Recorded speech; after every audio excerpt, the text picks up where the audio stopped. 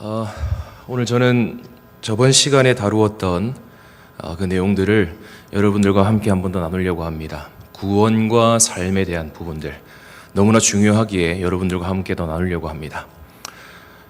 여러분 놀이동산에 가보신 적 있으신지는 모르겠지만 놀이동산에 가보시면요, 놀이기구를 딱 탔을 때 그 안전요원들이 계속해서 반복해서 하는 말이 있습니다.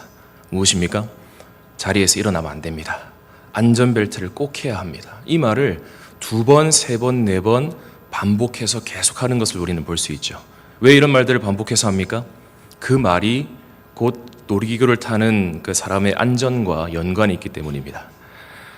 그리고 이제 여름이 되었죠. 여름이 되어서 우리는 시원한 곳을 향해 많이 나아가게 됩니다. 그 중에서 계곡을 빼놓을 수가 없겠는데요. 저는 계곡을 참 좋아합니다. 왜 계곡을 좋아하냐면 그 계곡물에 수박을 이렇게 띄워놓고 그 계곡 평상에 앉아서 백숙 닭다리를 뜯을 때 그 기쁨은 정말 말로 할 수 없는 기쁨입니다. 그런데 이 계곡을 이렇게 다니다 보면요, 계곡에 심상치 않은 표지판들이 세워져 있는 것을 볼 수 있습니다. 어떤 표지판들이죠? 다이빙 하면 안 됩니다. 다이빙 금지라는 표지판들이 하나가 세워져 있고 2개가 세워져 있고 3개, 4개, 5개가 세워져 있는 계곡들을 우리는 발견하게 되죠. 왜 그 시에서 그런 반복들을 계속하게 됩니까? 그 안전 표지판이 그 계곡에서 노는 사람의 생명과 관련이 있기 때문이죠. 오늘 저는 저번 시간에 다루었던 구원과 삶에 대해서 여러분들에게 다시 한번 반복하려고 합니다. 왜 이것을 반복합니까? 이 구원과 삶에 대한 부분이 우리 그리스도인들에게 정말 필요한 것들이기 때문입니다. 이 자리에 오늘 전국 SFC 대대 찬양팀께서 함께 자리해 주셨는데요, 너무나 감사드립니다. 오늘 함께 찬양할 수 있어서 감사했고 또 함께 주님을 노래할 수 있다는 것 사실 너무나 감사했습니다. 그리고 참 죄송합니다. 왜 죄송하냐면 수요기도에 설교 제일 길게 설교하는 사람이 설교할 때 오셔가지고 참 죄송합니다. 그래서 너무 피곤하시면 주무셔도 됩니다. 그러나 주무시고 일어나셔도 설교는 안 끝나 있을 확률이 높다. 그렇기 때문에 가는 날이 장날이다 생각하시고 편하게 들으시면 되겠습니다. 지난 시간에 우리는요, 하나님께서 고린도 백성들에게 왜 성령을 부어주셨는지를 살펴보았죠. 하나님께서 고린도 성도들에게 성령을 부어주셨는데, 하늘로부터 온, 하나님으로부터 오는 영을 부어주셨는데 왜 부어주셨냐? 구원에 있어서 하나님의 방법을 따르도록 만드시기 위해서 성령을 부어주셨다는 것입니다.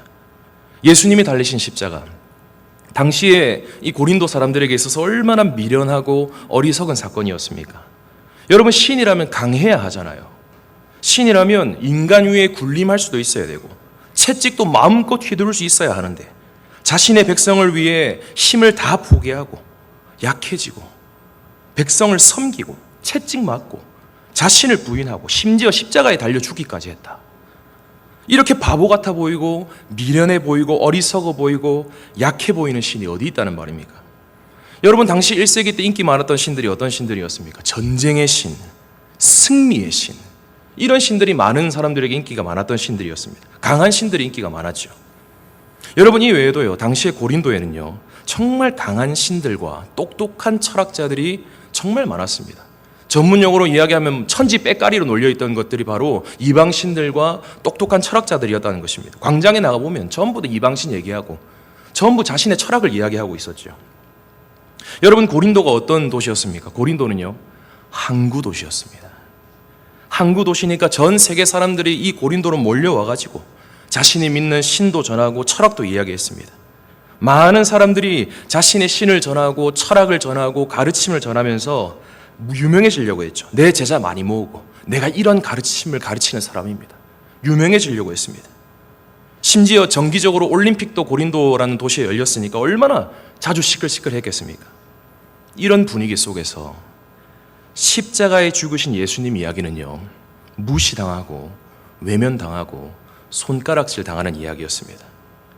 모두가 좋은 선생님 만나려고 하고 모두가 강한 신을 만나서 강해지려고 하고 내 세력을 키우려고 하고 힘을 키우려고 하고 유명해지려고 하고 높아지려고 하는 이 고린도 사회의 분위기 속에서 약해지고 자기를 부인하고 희생하고 섬기려고 하는 메시지와 그 신은요, 인기가 없었던 신이었다는 것이죠.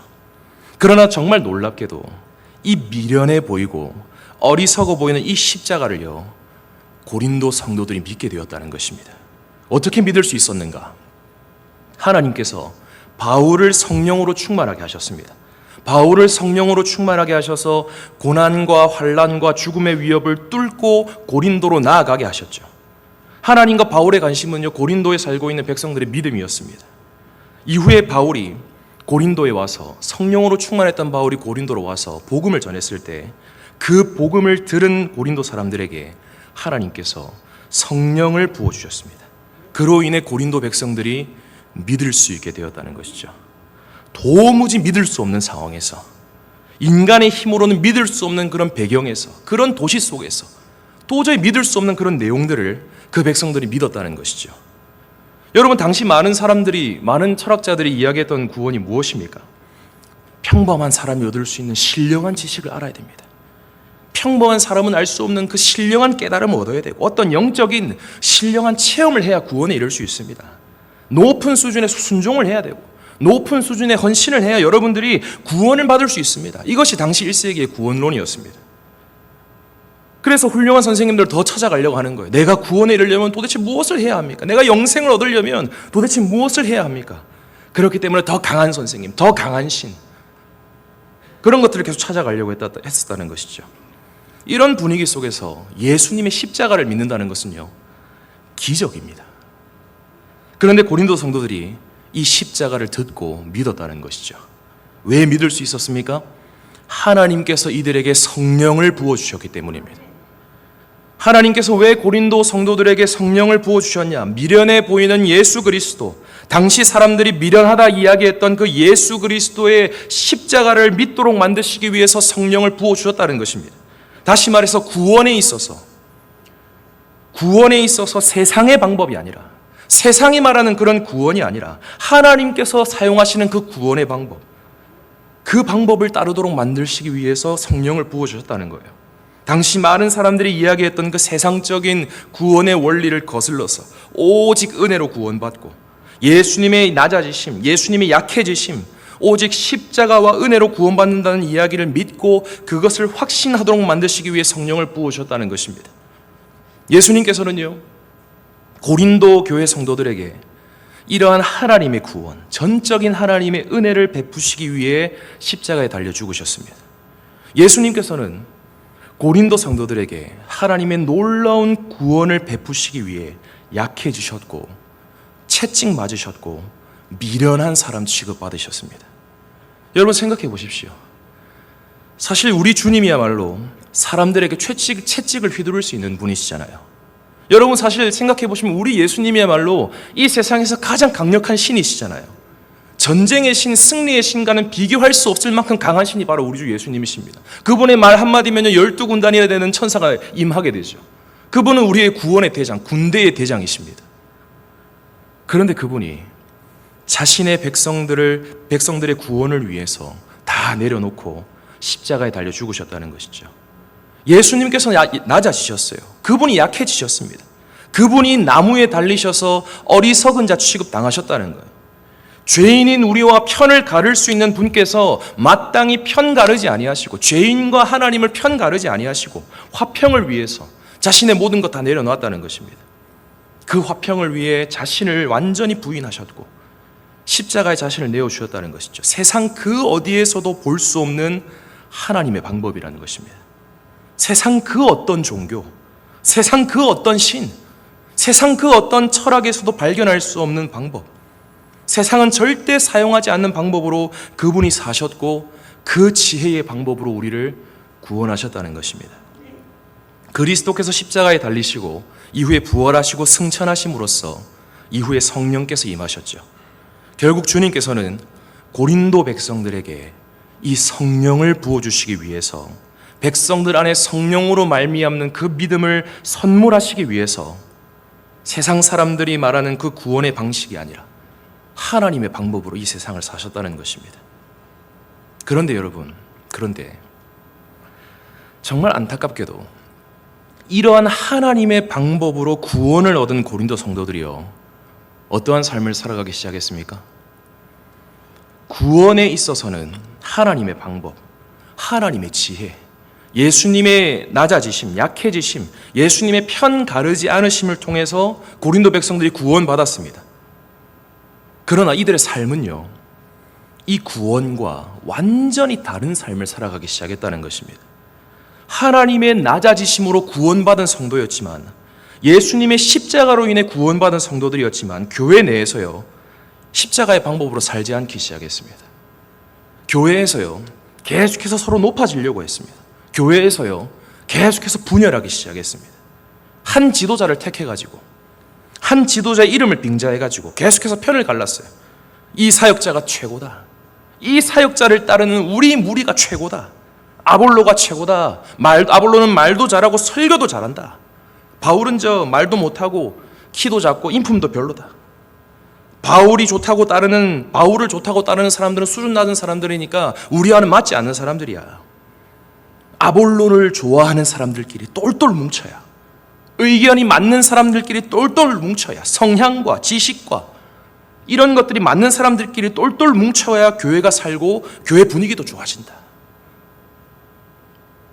하나님의 원리, 하나님의 방법으로 구원받은 백성들이요, 세상의 관점, 세상의 원리를 교회 내에 가져와서 서로 분열하고 판단하고 경쟁하기 시작했다는 것입니다. 고린도 교회 안에 고린도를 가져왔다는 것이죠. 전 세계적으로 많은 사람들이 몰려와서 경쟁하고 분열하는 그 고린도 도시의 모습이 고린도 교회 안에 그대로 나타나기 시작했다는 것입니다. 여러분, 이러한 분열과 경쟁과 편 가르기 때문에요, 성찬을 비롯해서 고린도 교회의 모든 예배와 모든 모임 자체가 경쟁과 분열의 도구로, 그런 구도로 가게 되었습니다. 예배와 성찬을요, 경쟁의 도구로 사용했다는 것입니다. 여러분, 가만히 한번 생각해 보십시오. 예배와 성찬이 무엇입니까? 예배와 성찬은요, 하나 되게 하는 하나님의 은혜의 수단입니다. 성도와 성도를 하나 되게 하고 성도와 하나님을 하나 되게 하는 은혜의 수단입니다. 그런데 하나님께서 하나 되라고 선물로 주신 그것들을 통해서 분열하고 나뉘고 싸우고 편 가르는 일에 사용했다는 것이죠. 여러분, 바울이 1장 초반, 고린도전서 1장 초반에서 너희들은 지금 그리스도의 몸을 찢고 있다 라고 하는 말이 이해가 됩니다. 여러분, 그뿐입니까? 고린도 교회 내에요, 하나님께서 선물로 주신 은사들이 얼마나 풍성했습니까?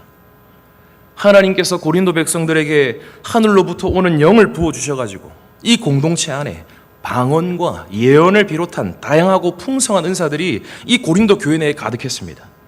그로 인해 몇몇 성도들은요, 굉장한 영적인 자부심을 가지고 살아가고 있었다는 거예요. 아이고, 비록 내가 이 세상에서는 미련한 취급받고 학벌 없는 자 취급받지만, 그런 무시받는 삶을 살았을지 몰랐지만, 교회 내에서는 은사 있는 사람, 영적인 사람, 신령한 사람으로 내가 통하는구나. 그러니까 큰 소리 뻥뻥 치고 떵떵거리며 살아가기 시작했다는 것이죠. 여러분, 은사는 무엇입니까? 은사도요, 하나님께서 서로를 섬기고 교회를 섬기라고 주신 하나님의 선물입니다. 서로 낮은 자리로 내려가서 서로를 높여줘라. 그것을 위해 주신 선물들이 바로 은사라는 것이죠. 하나 되라고 주신 것들이 바로 은사입니다. 그런데 그 은사들로 인해서 내 은사가 더 탁월하다, 당신이 가진 은사보다 내 은사가 더 충만합니다, 더 좋습니다, 이 은사를 가진 내가 교회에서 제일 중요한 역할입니다, 내 의견이 제일 중요하고 내 주장이 교회에서 제일 중요합니다, 이런 이야기들을 하면서 분열하고 있으니 바울이 환장을 노릇이라는 것이죠. 고린도 교회, 방언과 예언처럼 화려한 은사를 받았다는 영적인 자존심은 하늘을 찔렀지만 실제 그들의 삶은요, 세상과 별반 다르지 않았습니다. 하나님께서 주신 구원과 은사와 선물들을 앞세워가지고 자신을 계속해서 드러내고 자신을 높이고 그것으로 은근히 만족해하고 기뻐하는 삶을 살았다는 것이죠. 심지어 세상에서보다 더욱 문란한 성적인 죄들이 교회 내에서 자행되고 있었고, 그런 성적인 죄들을 못 본 척하는 사람들이 교회 내에 있었습니다. 심지어 아이고, 그런 죄 괜찮아 라고 이야기하는 사람들도 생겼습니다. 그리고 성도들 간의 갈등이 얼마나 심했는지,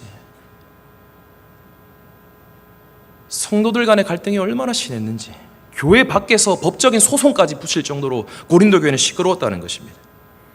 하나님의 방법과 하나님의 지혜로 구원받은 백성들이요, 삶에 있어서는 하나님의 방법 따르기를 완전히 포기해버렸다는 것입니다.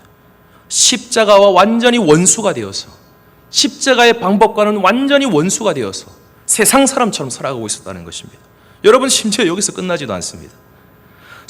당시의 수많은 철학과 세상적 지식들이요, 세속적 문화들이요, 계속해서 고린도 교회 안에 유입되기 시작하는 거예요.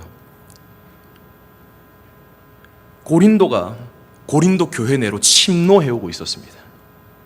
그로 인해 예수님에 대한 지식이 흔들리고요, 예수님에 대한 잘못된 지식이 믿음을 변질시키고 삶을 변질시키기 시작했습니다.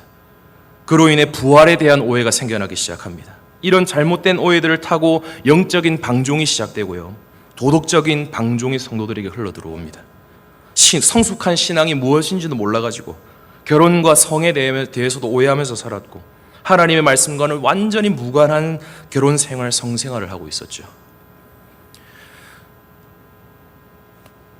외적으로만 보면 고린도 교회 정말 멋진 교회입니다. 사람도 많이 모이고 영적으로 뜨겁고 정말 화려한 교회가 바로 고린도 교회입니다. 외적으로 보이는 은사들과 화려함과 모이는 사람들만 보면요, 성숙한 교회요, 좋은 교회처럼 보입니다. 그러나 이들의 삶은 무기력한 삶이었죠. 성도라 불리는 자들이 복음을 모르는 바깥 사람들, 세상 사람들과 별반 다르지 않은 삶을 살아가고 있었습니다. 바울은 이러한 성도를 가리켜 어떤 존재를 했습니까? 저번 시간에 살펴보았던 3장 1절에서 5절, 4절까지의 말씀을 봤을 때 바울은 이러한 사람들, 어린아이와 같은 자들이요, 구원은 받았지만 육신에 속하여 사는 사람이라고 바울이 이야기했습니다.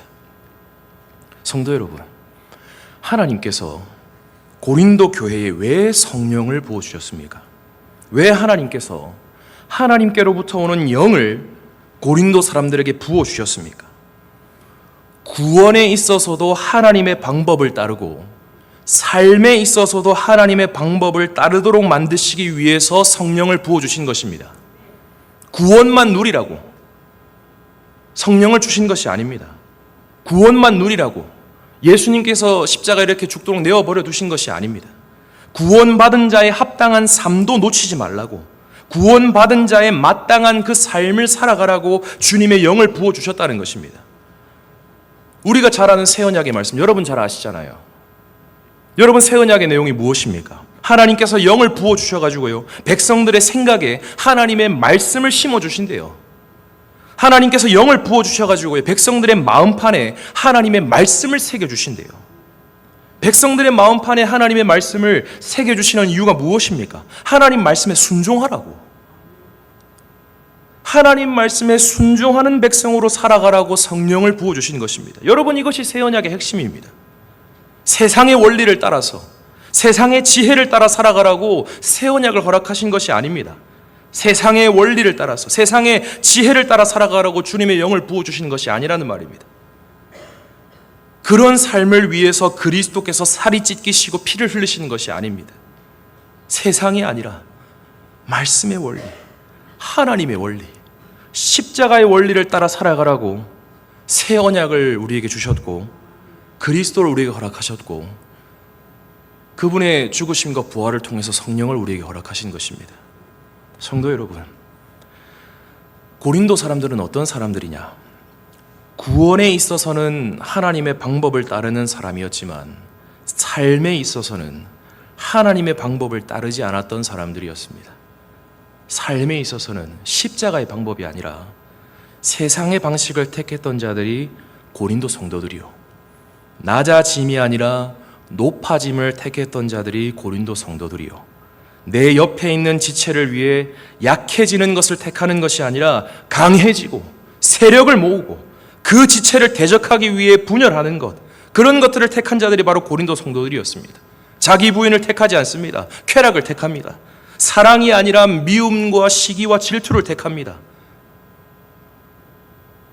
그렇게 교회 생활을 해왔던 자들이 고린도 성도들이었습니다. 고린도 백성들은요, 하나님의 방식과 지혜에는 별 관심이 없었습니다. 하나님의 영을 받은 자로서 성령의 소욕을 따라 살아가야 했는데 계속해서 육체의 소욕을 따라 살아갔다는 거예요. 이들은 하나님의 은혜로, 하나님의 지혜로 구원받았지만 여전히 삶은 세상의 방식을 따라 살아가고 있었던 영적으로 상당히 어린 자들이요, 육신에 속한 자로 살아가고 있었다는 것입니다. 예수님께서 우리와 하나님을, 우리와 우리를 하나로 만드시기 위해, 연합시키시기 위해 아버지와 찢겨지시는 고통을 감당하셨는데, 주님의 찢겨지심으로 우리 교회라는 공동체가 탄생했는데, 그리스도 안에서 이미 우리가 하나가 되었는데 교회 안에서 내 마음에 안 든다고, 내 의견과 다르다고, 내 생각과 다르다고 성내고 화내고 분열하고 내 마음대로 행동한다는 것입니다.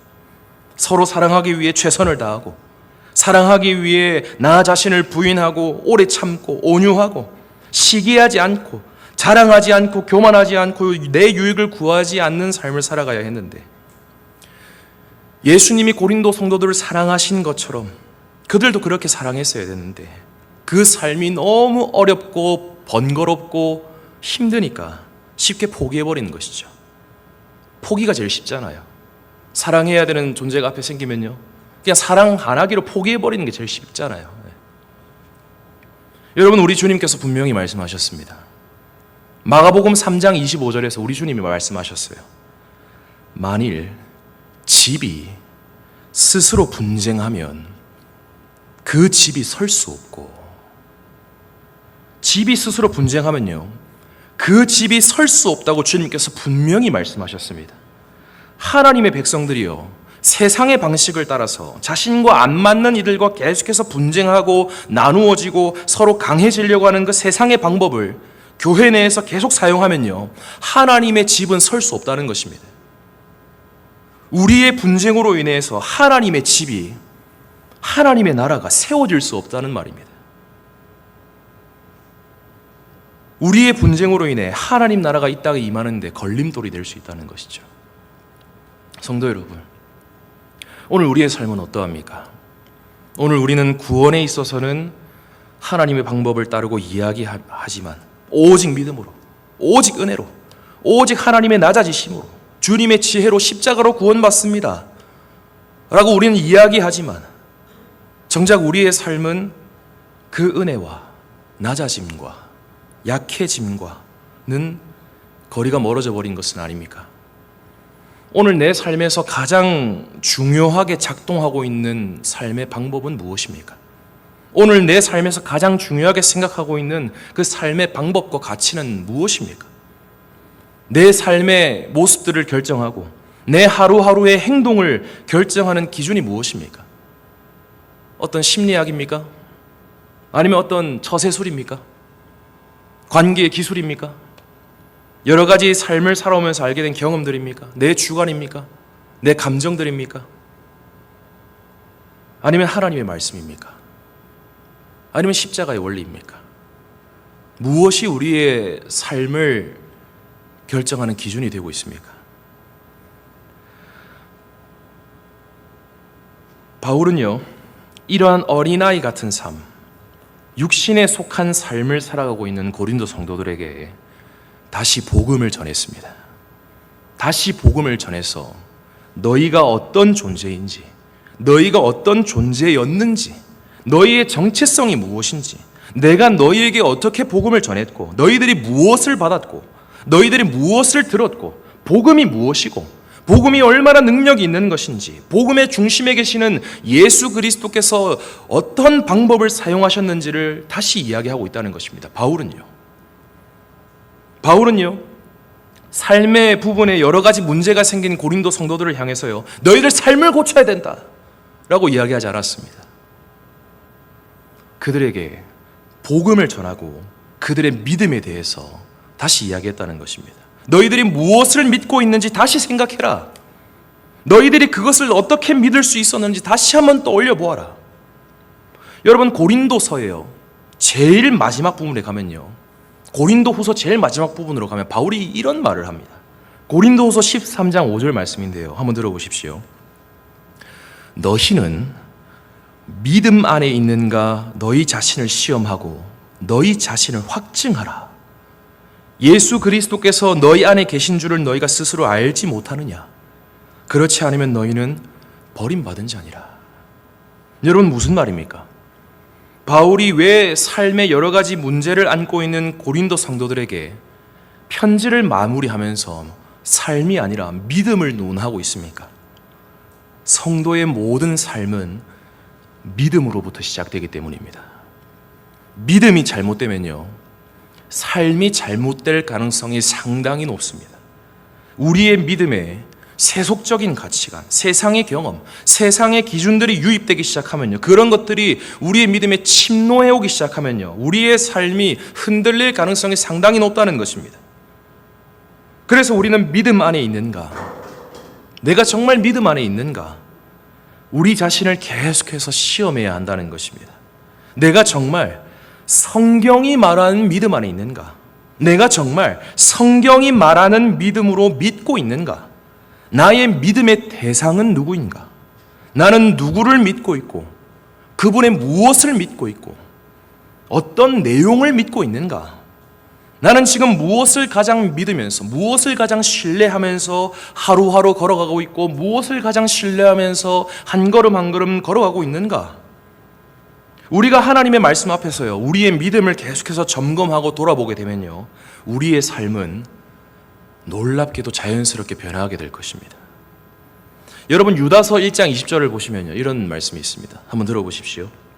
사랑하는 자들아, 사랑하는 자들아, 너희는 너희의 지극히 거룩한 믿음 위에 자신을 세우며, 거룩한 믿음 위에 자신을 세우며. 여러분, 1장 20절에서 지금 유다가 무엇이라 얘기합니까? 무엇 위에 자신을 세우라고 합니까? 믿음 위에 자신을 세워가라. 여러분, 유다서가 기록되었을 당시에는요, 거짓 선생이 넘쳐났고 가르침이 넘쳐났습니다. 그런 상황 속에서 유다는 편지를 마무리하면서 삶이 아니라 믿음을 강조하고 있다는 것입니다. 믿음 위에 자신을 세워라. 유다서 초반에는 이런 말씀도 등장합니다. 유다서 1장 3절인데요. 사랑하는 자들아, 우리가 일반으로 받은 구원에 관하여 내가 너희에게 편지하려는 생각이 간절하던 차에 성도에게 단번에 주신 믿음의 도를 위하여 힘써 싸우라는 편지로 너희를 권하여야 할 필요를 느꼈노니. 믿음의 도를 위해, 믿음을 위해 힘써 싸우라고 유다가 권면하고 있습니다. 여러분, 유다가 왜 이렇게 믿음을 강조하고 있습니까? 믿음이 정말 중요하기 때문이죠. 내가 무엇을 믿는지, 내가 성경이 말하는 것을 믿고 있는지, 어떤 방법으로 믿고 있는지, 어떤 내용을 믿고 있는지, 어떤 지혜를 믿는지가 우리의 삶을 결정하기 때문에 그 믿음이 삶으로 이어지기 때문에 유다는 계속해서 믿음을 위해서 싸워라. 그 믿음 위에 너희를 세워가라라고 이야기하는 것입니다. 이 믿음을 위한 싸움이 없으면 우리는 세상과 타협하기 때문입니다. 이 믿음을 위한 싸움이 없으면 우리는 세상의 원리로 살아가기 때문이죠. 고린도 성도들의 문제가 바로 이것들이었습니다. 고린도 백성들은요, 믿음의 도를 위한 싸움이 없었습니다. 믿음을 위한 싸움이 없었고 이 믿음 위에 자신을 세워가고자 하는 거룩한 열망도 없었습니다. 성도라는 이름은 가지고 있었지만 믿음의 싸움, 하나님의 방법을 위한 싸움이 이들에게 없었다는 것입니다. 세상의 방법이 우리에게 찾아올 때, 세상의 원리들이 우리의 마음에, 우리의 생각에 찾아올 때 그 방법과 치열하게 싸우고자 하는 자기 부인이 고린도 백성들 안에 없었다는 것입니다. 여러분, 성도 여러분, 그리스도인들이 어떤 사람들입니까? 예수님의 낮아지심, 예수님의 약해지심으로 구원받은 사람들이잖아요. 그런 자들이 하루하루 세상을 살아간다면 어떤 모습으로 살아가야 함이 마땅합니까? 어떤 싸움을 함이 마땅합니까? 늘 낮아지는 선택을 하기 위해 싸워야 되잖아요. 우리가 예수님의 낮아짐으로 구원을 받았다면 우리가 삶을 살아가면서 늘 낮아지는 자리로 나아가기 위해 우리가 힘써 싸워야 되잖아요. 높아지기 위해 싸우는 것이 아니라. 우리는 예수님을 따라가는 자들 아닙니까? 예수님이 십자가의 그 낮아지는 길로 가셨다면 우리도 그 길을 따라가겠습니다, 주님. 그 길이 정답이라고 생각하고 우리도 그 길 따라가겠습니다라고 그렇게 믿음으로 고백했던 자들이잖아요. 세상 사람들은 계속해서 강해지려고 하지만 강함을 쫓아서 이리저리 살아가지만 우리는 약해지기 위해 하루하루 살아가는 사람들입니다. 우리는 약해져서, 더 낮아져서 더 많은 이들을 사랑하고, 더 약한 사람들을 사랑하고, 더 낮은 자리에 있는 자들을 사랑하고 그들과 하나 되기 위해서 이런 바보 같아 보이는 삶을 선택하는 자들입니다. 세상을 살아가면서, 학교 생활하면서, 직장 생활하면서, 교회 생활하면서, 일상 생활하면서 우리와 맞지 않는 사람들을 마주하게 될 때, 내가 정말 싫어하는 사람을 마주하게 될 때 우리는 어떤 선택을 합니까? 우리는 어떤 선택을 해야 합니까? 우리는 어떤 싸움을 해야 합니까? 그리스도인이라면 어떤 방법을 선택하는 것이 맞습니까? 비판하고, 편가르고, 뒷담화하고, 분쟁하고, 내 힘을 키우고, 처세술 연마하고, 싸우기 위해 나의 모든 것을 동원하는 것이 그리스도인의 삶입니까? 만약 그런 분들이 이 자리에 계시다면요, 믿음을 다시 돌아보셔야 됩니다. 우리 삶에 말씀과 반하는 이상 증상들이 계속 나타나면요, 내 믿음이 정말 온전한 믿음인지 살펴보아야 한다는 것입니다. 성도 여러분, 성도로서 우리의 삶이 잘못되고 있다고 생각될 때 우리는 삶에 집중해서는 안 됩니다. 내 삶이 왜 이러지? 내 삶을 이렇게 고쳐야 되는 거 아닐까? 내 삶이 이렇게 돼야 되는 거 아닐까? 우리는 삶에 집중해서는 안 됩니다. 내가 정말 믿음 안에 있는가? 그것을 시험하고 점검하고 확증해야 한다는 것입니다. 내가 정말 잘 믿고 있는가? 나의 믿음의 대상이 어떤 분인가? 예수님인가? 아니면 예수님 외에 다른 것을 신뢰하는 것이 있는가? 내가 믿는 믿음의 대상은 어떤 분인가? 우리의 믿음을 점검하는 것이 바로 우리의 삶을 교정하는 최고의 시금석이라는 것입니다. 여러분, 2주 전에 우리 조강도사님께서 수요기도회 때 정말 좋은 설교를 하나 해주셨습니다. 히브리서 설교, 여러분 기억하실 것입니다. 강도사님께서 새 언약에 대해서 말씀하시면서요, 우리의 믿음의 대상이 어떤 분인지 정말 정확하고 선명하게 이야기해 주셨습니다. 성도 여러분, 우리가 믿는 믿음의 대상은 어떤 분이셨습니까? 우리의 죄를 뭐 하지 않는 분이십니까? 네, 기억 못 하실 줄 알았습니다. 네, 한 주만 지나면 원래 내가 초기화 되기 때문에 괜찮습니다.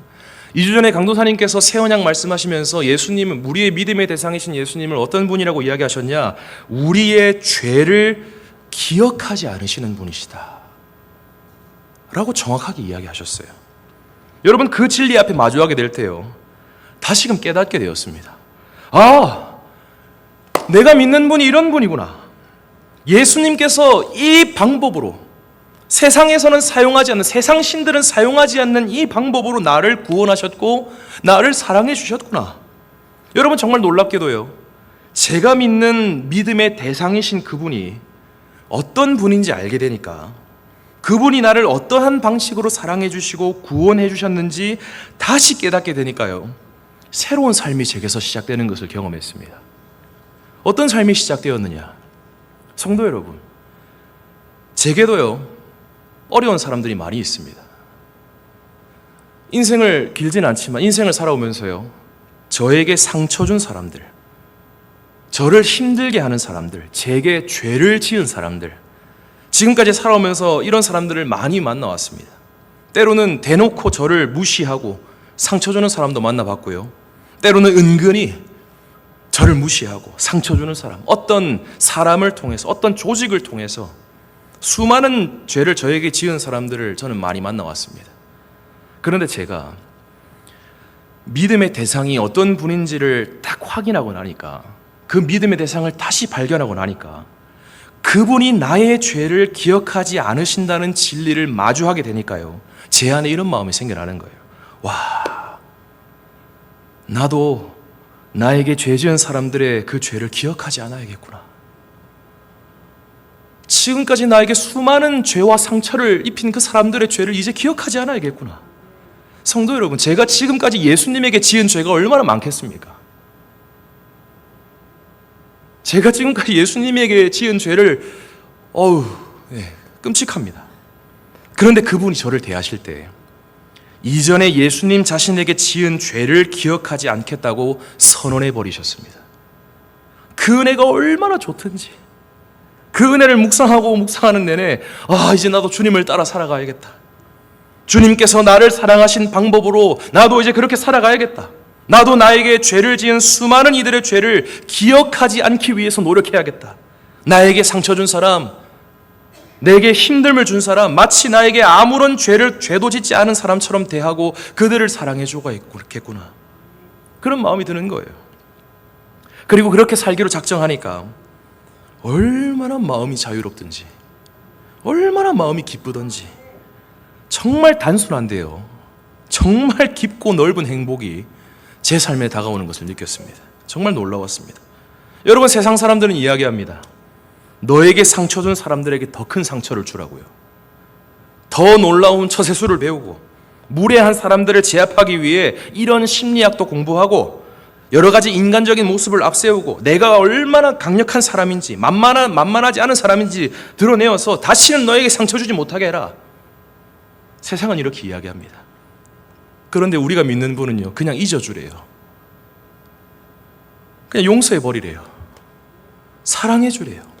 내가 너의 죄를 잊은 것처럼 너도 그렇게 해줄 수 있겠니? 성도 여러분, 어떤 삶을 선택하시겠습니까? 내 마음에 안 들고 나를 힘들게 하는 어떤 사람, 그 사람을 마주하게 될 때 우리는 두 가지 선택지에 놓이게 됩니다. 세상 사람들이 사용하는 방식을 따라서 그 사람에게 더욱 큰 상처를 주든지, 더 미워하고 더 무시하든지, 아니면 그리스도인으로서 그 사람이 나에게 지었던 모든 죄들을 용서하고 잊고 사랑하기로 선택하든지, 그 사람을 위해 더 기도하고 더 사랑하고 더 부인하든지, 두 가지 선택지에 놓이게 된다는 것입니다. 사실상 우리에게 죄를 짓고 상처를 준 사람들을 마주하게 되면요, 우리에게 죄 지은 것들이 계속해서 생각나고 그 사람을 향한 안 좋은 감정들, 부정적인 감정들이 계속 생겨나서 그들을 대하는 것들이 정말 쉽지 않습니다. 정말 쉽지 않아요. 그런데 믿음의 대상을 확인하게 되면 나를 힘들게 하는 그 대상을 주목하는 것이 아니라 내가 믿는 그분을 주목하게 되면요, 다시금 내가 무엇을 믿고 있는지 알게 되면요, 내가 어떤 분을 따라가고 있고 어떤 방법을 따라가고 있는지를 다시 한번 확인하게 되면요, 우리의 삶은 자연스럽게 변화되는 것입니다. 성도 여러분, 우리의 모든 삶은 믿음으로부터 시작됩니다. 믿음의 대상으로부터 우리의 삶이 시작됩니다. 그 믿음의 대상이신 그리스도께서 우리를 어떻게 대해 주셨는지를 알게 될 때, 그분의 삶 안에 담겨있는 우리를 향한 그 마음을 발견하게 될 때 우리의 삶은 서서히 변화되게 되는 것이죠. 오늘 우리가 읽었던 본문 2장 16절 말씀을 보십시오. 누가 주의 마음을 알아서 주를 가르치겠느냐? 그러나 우리가 그리스도의 마음을 가졌느니라.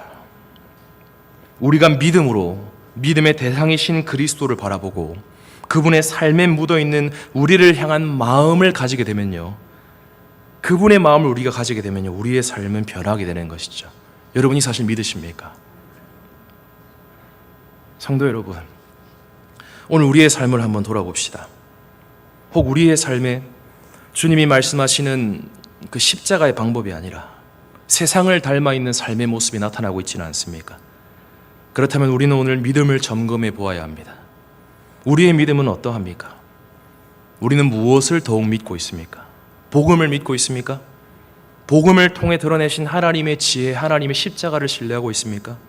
아니면 복음보다는 세상의 방식, 세상 사람들이 말하는, 내 또래들이 말하는 그 방식을 더 신뢰하고 있습니까? 우리의 내면을 정말 솔직하게 성찰해 보면요, 우리 모두는 정말 믿음이 약한 존재라는 사실을 깨닫게 됩니다. 우리는 삶의 자리에서 쉽게 믿음의 대상을 잊어버립니다.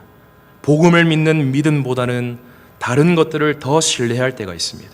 우리는 믿음의 내용들을 자주 잊어버릴 때가 있고 말씀의 원리들을 자주 잊어버릴 때가 있습니다. 우리는 자주 교회당 안에서만 거룩하게 살아갈 때가 있습니다. 그것이 저와 여러분들의 솔직한 모습일 것입니다. 그렇게 오늘도 우리는 성령 하나님의 은혜를 구해야 할 줄 믿습니다. 복음서에 등장하는 한 아이의 아버지, 그 아버지가 그리스도께 구했던 그 기도 제목이 우리의 기도 제목이 되어야 된다는 것입니다. 주님, 나의 믿음 없는 것을 도와주소서. 주님, 나의 믿음 없는 것을 도와주소서. 주님, 내게 믿음이 너무 없습니다. 주님, 제 믿음이 너무 연약합니다. 제발 도와주시옵소서. 주님을 위해 거룩하게 살고 싶은데, 주님의 방법을 따르고 싶은데, 십자가의 방법을 따르고 싶은데, 마음은 원하지만 육신이 약해서 계속해서 세상적인 방법을 따라갑니다. 주님을 위해 거룩하게 살고 싶은데 다른 방법들에 눈이 갑니다. 다른 방법들을 더욱 선택하고 다른 세상의 방법들이 더욱 좋아 보일 때가 많이 있습니다. 제게 주님을 향한 믿음을 더해 주시고 주님의 방법을 더욱 신뢰할 수 있도록 저를 성령으로 충만하게 하여 주시옵소서. 여러분, 아까 전에 우리가 보았던 유다서 1장 20절을 보시면요, 사랑하는 자들아, 너희는 너희의 지극히 거룩한 믿음 위에 자신을 세우며 라고 유다가 말한 이후에 무엇을 이야기하는지 아십니까? 사랑하는 자들아, 너희는 너희의 지극히 거룩한 믿음 위에 자신을 세우며 성령으로 기도하며, 성령으로 기도하며.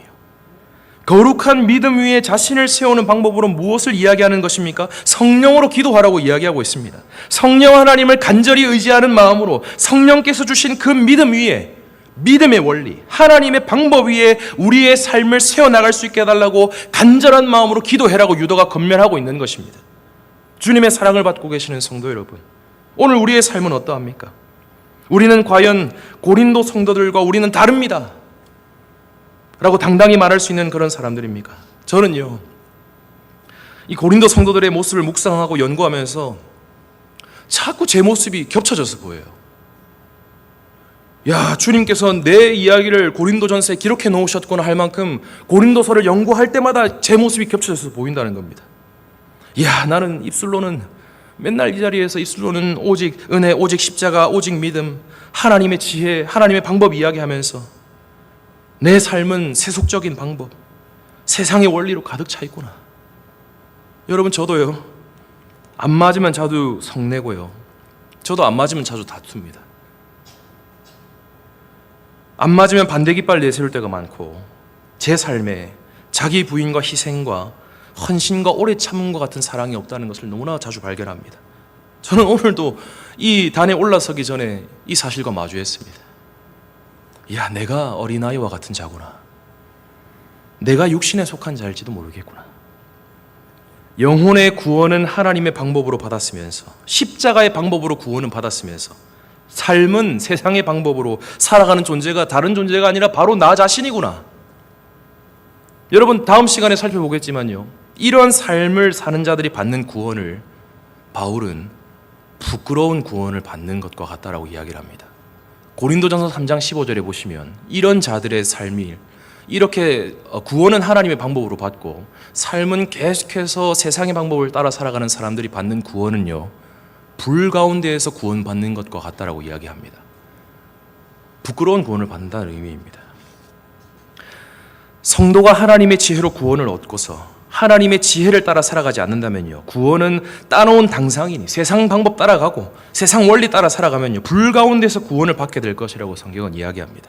구원을 받긴 받는데 부끄러운 구원을 받게 된다는 거예요. 하나님이 원하시는 구원이 아니라는 것입니다.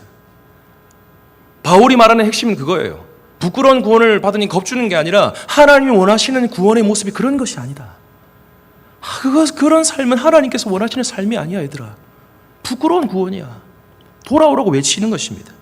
여러분, 하나님께서 말씀하시는 구원이 무엇입니까? 하나님의 지혜로 십자가라는 방법으로 영혼의 구원을 얻고 그 십자가의 방법을 따라 이 세상을 살아가는 것, 구원받은 자로서 그 구원받은 자로서의 합당한 삶을 이 세상에서 살아가는 것, 그것이 하나님이 의미하신, 말씀하신 진정한 구원이라는 것입니다. 그래서 바울은 성도들에게 두렵고 떨림으로 우리 구원을 이루어 가라 라고 명령한 것이죠. 우리는요, 우리가 받은 구원이 부끄러운 구원이 되지 않도록 우리의 삶을 날마다 점검해야 하는 것입니다. 내 삶의 모습이 계속해서 성경의 가르침과 다른 형태로 나타나고 있다면 우리는 믿음을 점검해야 합니다. 나는 과연 잘 믿고 있는가? 내 믿음의 대상은 정말 주 예수님인가? 주 예수님은 어떤 분인가? 믿음을 점검해야 하는 것입니다. 우리의 모든 삶이 믿음에서 시작되기 때문이죠.